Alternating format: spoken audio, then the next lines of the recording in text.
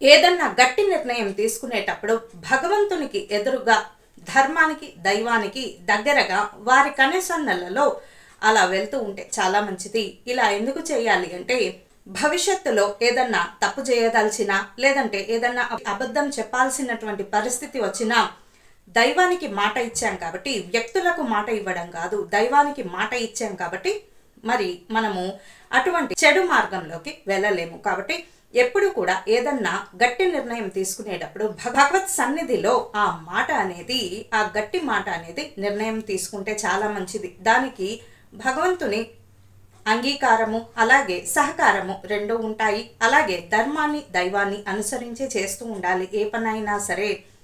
అలా చేసినప్పుడు మరి దైవం కూడా మనకు సహకరిస్తుంది. నిజంగా అది ధర్మమైన పని అయితే, ధర్మమైన పని ఏదైనా సరే భగవంతుడు సహకరిస్తాడు.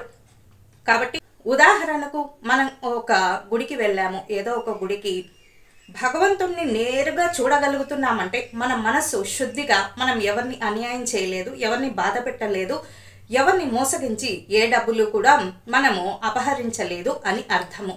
అదే మనం భగవంతుణ్ణి సూటిగా చూడలేకపోతున్నాము, ఏదో తెలియనటువంటి ఆత్మన్యూన్యత ఉంది అంటే ఏదో తప్పు చేశారనే అర్థము.